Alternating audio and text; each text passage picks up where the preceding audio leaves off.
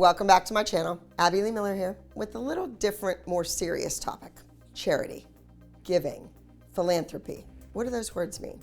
To me, helping others. Now, back in the day, you donate to this, you donate to that. We were very involved. When I say we, the kids in the neighborhood, my buddies.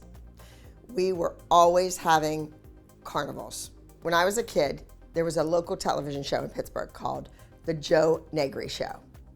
And if you had a carnival and you raised X amount of dollars, like a certain amount, for muscular dystrophy, then you got to go on The Joe Negri Show. So I guess you could kind of calculate that all the way back then, 8, 9, 10 years old, I was trying to get on TV. That many years it took me, but I did it. Muscular dystrophy. It is a disease. It affects children and adults. It's debilitating. And there's a old movie star. He's now deceased. He was a comic, and his name was Jerry Lewis. And Jerry Lewis used to have a telethon on TV, and it went around the clock, 24 hours. It was constantly on. You'd wake up, turn the TV on, it was on. Right before you go to bed, check the channel, it was still on. And they were raising thousands, hundreds of thousands, I guess millions of dollars for muscular dystrophy. And they were Jerry's kids. So I was involved in that way back when. When I say had a carnival, I mean my entire backyard was transformed into the big bouncy house amusement rides, setting up all this glassware, and you would set these teacups upside down. We'd have to flip the coins across, and land it on the teacup to win this ugly old teacup that somebody donated, but whatever. And we had all the stores donate prizes. We would get television sets, microwave ovens, brand new, beautiful merchandise. I loved it. I loved the planning. I loved the themes. I loved the colors. I loved getting the tablecloths that all matched. It was just part of my childhood. And we never made it on the Joe Negri Show. Nope. And even before that, I was 4 or 5 years old. Now, what I was doing with an older kid in the neighborhood walking around by myself without any parents, I don't know, but it was a different time back then. And my mom and dad trusted that they had taught me right from wrong. Well, almost. So we had this can, and we went around the neighborhood collecting for muscular dystrophy. And some bitch woman, she called my mother and said, "Do you know that your daughter Abigail is going around the neighborhood collecting for muscular dystrophy?" I was 4. I didn't even know what muscular dystrophy was. I was collecting to go to our local shopping center that was right by my house, to the penny candy store to buy candy. Ooh, did I get in trouble? My mom came and got me, and I think she beat my butt all the way home, all the way down the street. Yes, and that was the end of that. And then when I was older, we started with the whole carnival thing in the backyard. Of course, there was a talent show during the carnival, yes. And they were Saturday morning till Saturday night and Sunday, all day. It was great, great fun. We had a lot more time in our lives than all these kids do on their phones, because we weren't on our phones. Philanthropy, what does that mean? Using your money to make more money to give to others. People that are very, very wealthy that give to others, that start endowments, that start funds for different groups of people, whether it be minorities, whether it be crippled children, whether it be St. Jude, they give. And they have the power and the connections. They know other people of their stature that they can kind of coerce to give as well. When I was at the studio day and night in Pittsburgh, when I was still teaching there, my mom and dad owned the business.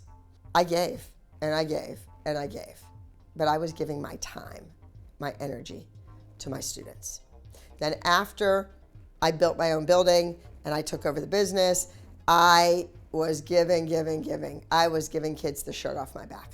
Yes, I was giving my time for free.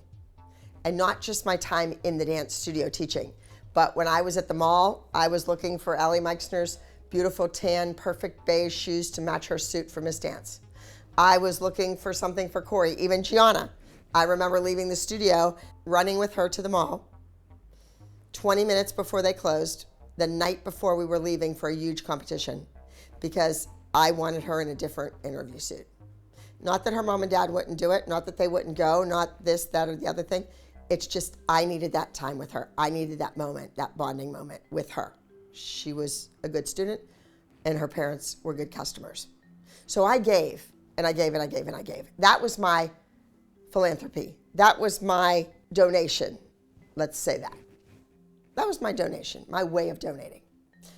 And then the fundraising. Did we fundraise? Selling candy at Easter and Christmas. Sarah's Candy, thank you. I still get my pretzels every Christmas, and I still get that cashew melt-away egg every Easter. We did fundraisers at the dance studio. Hoagies, 4 times a year. For those of you in other parts of the world, that's like a sub sandwich. We call it a hoagie. We even made the hoagies because you can make more money, more profit if you made them. 2 ham, 3 capicola, 3 salami, tomato, lettuce, and onions in a separate bag. Boom, there you go, assembly line. Why were we doing these fundraisers? Was it me? Did I need to sell candy and hoagies and pizzas and wrapping paper and calendars and candles? Did I need to sell all that stuff to go away in the summer to the dance conventions? I mean, it helped, but no, not really. Did all the customers need to do that? No. But there were some kids that just could not afford to go without doing those fundraisers. Again, I look back and it was fun. Getting up at 6 a.m. on a Saturday morning to touch slimy ham and put it on a bun. Time of your life, kid.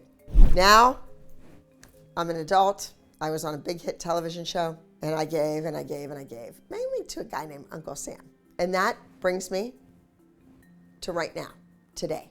I am involved with Chef Bruno Serrato. Chef Bruno created something called CATERINA'S CLUB. CATERINA'S CLUB is an organization, and through Chef Bruno and his magnificent restaurant in Anaheim, he serves 5,000 meals each and every day. Imagine making 5,000 dinners every single day. Now, CATERINA'S Club, named after his mom, was founded in 2005. There are over 1 million kids in this country that go to bed hungry, that don't have a meal, that don't have dinner. And it only takes $5, a $5 donation, $5 to feed a family of 4. And you don't have to come, you don't have to make the food, you don't have to deliver it. All of that is taken care of. All of that is taken care of by volunteers. People that volunteer their time, their energy, their gas to deliver these meals. And you know, some kids that aren't watching their own iPad or their own laptop, they're not watching YouTube videos right now. They're hungry. They're scared. They're going to bed without dinner, without a snack, without a midnight snack. They are going to bed hungry in this country. Shame on all of us. If you're going to help people, you want to do something, make it about kids. You know me. I am all about kids. I am all about kids. I've always been fighting for the children. I'm going to keep on doing it with CATERINA'S Club and Chef Bruno Serrato. So I'm looking forward to going to the White House in Anaheim, and I'm going to actually cook the food and make the meals. You know, I do cook, all of you. I do cook. I have my own specialty called Chicken Katarina. And I make this great chipped ham and Swiss cheese sandwich. It's hot and toasty and gooey. Do y'all know what chipped ham is? You know what a Klondike is? It's a square chocolate bar that doesn't have a stick or anything. It's square. Okay, so the company that created the Klondike, Isley's also makes the chipped ham. And my mom and dad, when they were little kids, they used to go to Isley's. It was an ice cream store. And they would go, and it was sky high ice cream cone. So you had the cone, the cake cone, the lighter kind, and then it wasn't scoops. It was like a big pointed mound of ice cream. And that was Isley's. And then in the back on the side, they sold the chipped ham. I'm way too young to know about any of that, but that's what I've heard. All right, so back to fundraising. How can you help? you can go to CATERINA'SCLUB.org and you can donate $5. That's all it takes to feed a family of 4. Now, Katerina's Club also helps with other things, like moving costs. People can afford to pay their rent. They can pay June, July, August, they can pay their rent. But the first month's rent, the last month's rent, the cost to move into somewhere, to turn on the utilities like your electric bill or gas bill, your Wi-Fi, your cable, all those things that you kids probably take for granted, costs a lot of money. And Katerina's Club also helps with those expenses.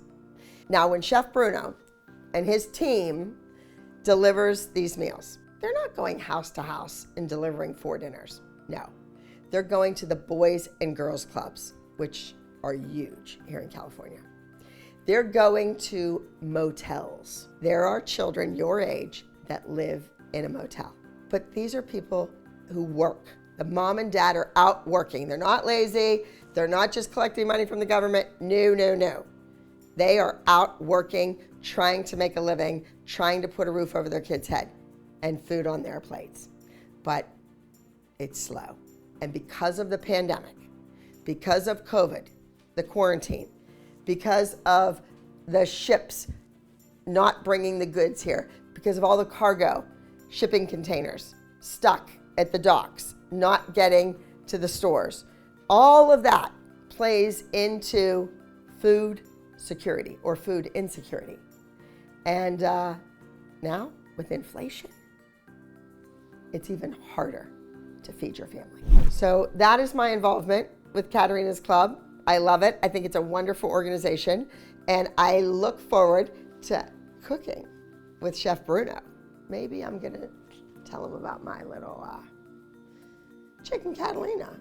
All right, that's it. I've talked long enough. Think about the fundraisers. Think about having a carnival in your backyard to help out Katerina's Club. Maybe even put on a little dance show in your garage or your driveway. Sell tickets to your neighbors and donate that money to CATERINA'SCLUB.org. Thank you for watching today. I know it was a little different, but it's important, so, so important. And turn on your post notifications because the next video that comes out, woo, hot, we're spilling the tea.